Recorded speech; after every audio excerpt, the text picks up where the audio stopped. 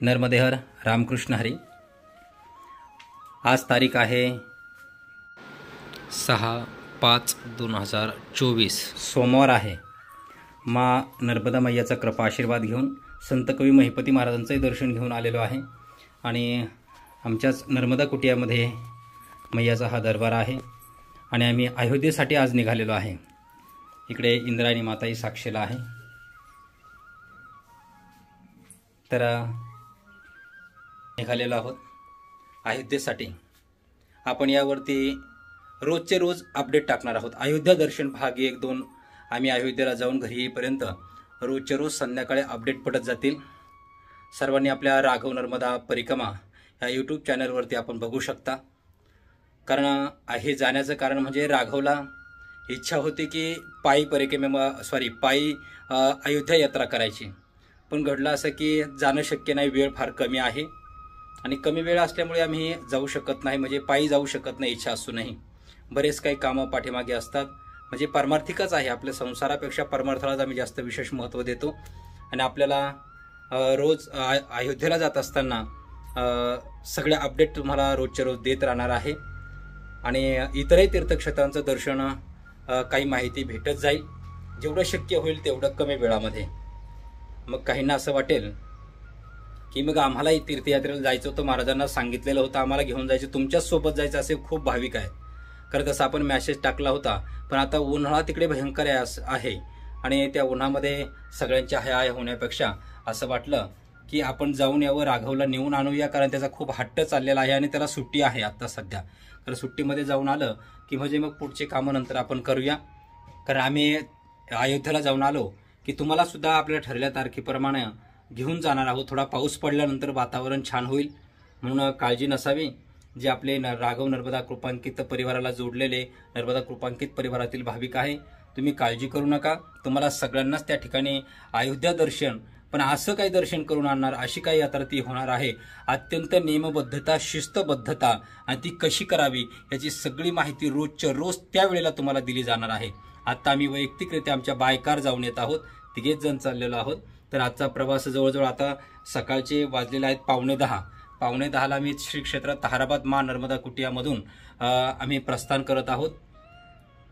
नर्मदा माईचं दर्शनही घेतलं, तुम्ही पाहिलेलं आहे। राघव सुद्धा या ठिकाणी आहे। राघवचं काय म्हणणं आहे आपण ऐकूया। नर्मदे हर, मी तुमचा लाडका बाल राघव। आज आम्हाला अयोध्येला जायचं होतं, पण ऊन खूप आहे त्यामुळं आम्ही जाऊ शकत नाही, पायी जाऊ शकत नाही। त्यामुळे आम्ही आज गाडीने चाललेलो आहोत। मैया पित्याला वेळ पण नाही आहे, त्यामुळं ते आम्हाला गाडीला घेऊन चालले। तुम्हाला पण मैया पिताजी घेऊन जाणार आहे। रोज व्हिडिओ यूट्यूबला बघत जा, रोज माहिती तुम्हाला सगळी मिळत जाईल। चला मी पण चाललो, तुम्हाला पण यायचं।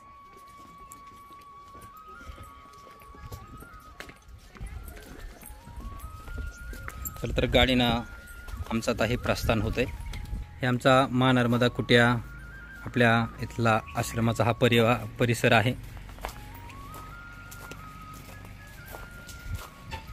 आता बऱ्याच वेळेला म्हणता तुम्ही खूप प्रवास करता, बाहेर असता, ही सर्व नर्मदा माईची कृपा आहे। ती मैयाच त्या ठिकाणी करून घेते आणि या ठिकाणी राखणाला तर काही मैयाच करते। शेजारी पाजारी चांगले आहेत आणि विशेष म्हणजे CCTV आहेत, अगदी नाईट मोडचे आहेत, अगदी स्पष्ट त्या CCTV कॅमेऱ्यामध्ये मोबाईलवरती सुद्धा मला सगळ्या गोष्टी त्या ठिकाणी बाहेर दिसत असतात। त्यामुळं घरची तर आम्ही कधी चिंताच करत नाही आहे आणि मैयाची कृपा विशेष रूपाने आहे।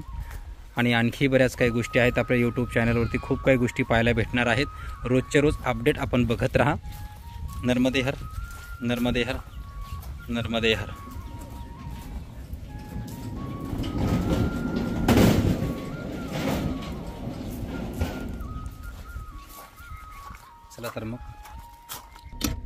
चला तर नर्मदे हर, रामकृष्ण हरी, जय श्रीराम।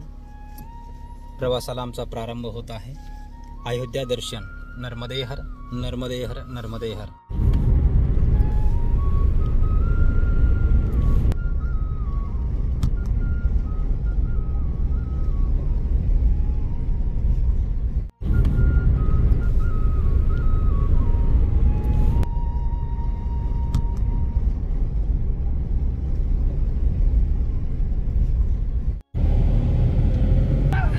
शिर्डीमधून जात आहोत, पण शिर्डी अगदी जवळच आहे. नेहमी येणं जाणं असताना वेळेचा पण अभाव तो असणारच आहे, आता रोजच असणार आहे.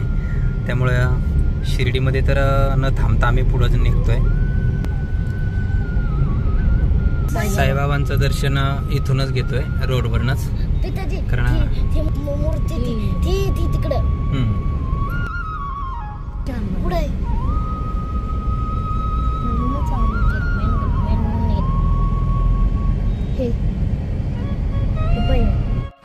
दुपारच्या वेळेला धुळे येथील भावनाताई शिंदे म्हणजे अक्षयदादा शिंदे त्यांच्या घरी दुपारच्या भोजनासाठी आलेलो आहोत. राघवच्या भेटीसाठी सुद्धा सर्व त्या ठिकाणी आतुर होते.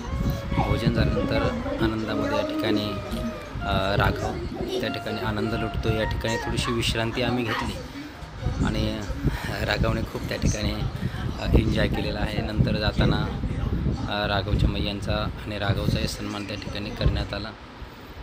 नर्मदे हर आणि पुढील प्रवासासाठी आम्ही निघालेलो आहोत.